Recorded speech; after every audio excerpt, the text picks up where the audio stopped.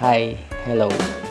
For today's video nga pala, share ko sa inyo yung mga masasarap at masasayang experience na nafe-feel ko sa pagtuturo. So, shoutout nga pala sa lahat ng teachers, co-teachers at lahat ng mga estudyante ko.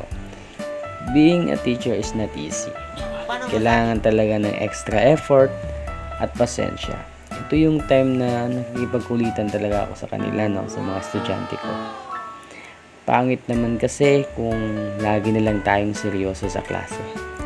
Honestly speaking, no, ang pagiging teacher is minsan talaga nakaka-stress.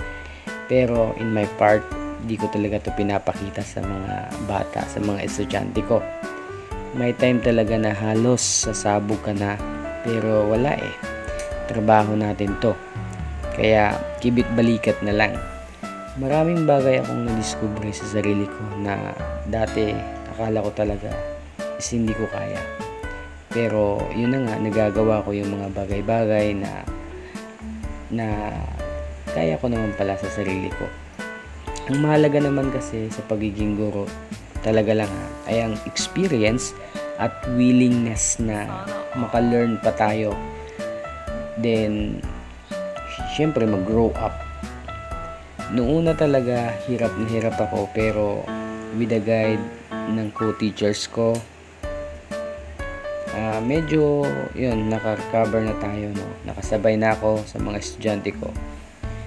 By the way, yung school na pinapasukan ko nga pala is medyo malayo-layo talaga sa tinitiran ko, pero hindi ko iniisip yun para sa pamilya ko at para na rin sa mga batang tuturuan ko.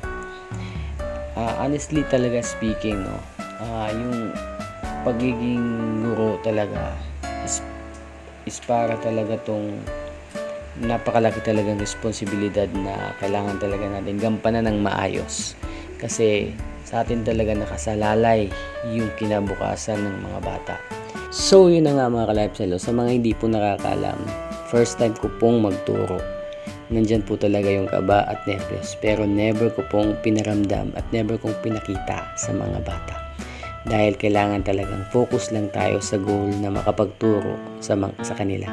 Then, by the way, tapos na silang mag-exam, kaya medyo kung mapapansin nyo, nandyan na talaga yung mga ngiti sa kanilang labi. And then, nakahinga na rin sila ng maluwag. Kaya tamang kulitan na lang kami dyan.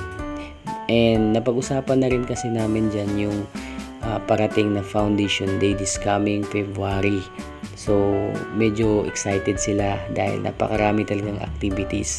Nandiyan na yung mga, syempre, like King and Queen. Excited na sila kung sino yung mapipili, and then yung mga palaro para sa kanila. So sa mga hindi po nakakalam, no, minsan po talaga stricto ako, and then minsan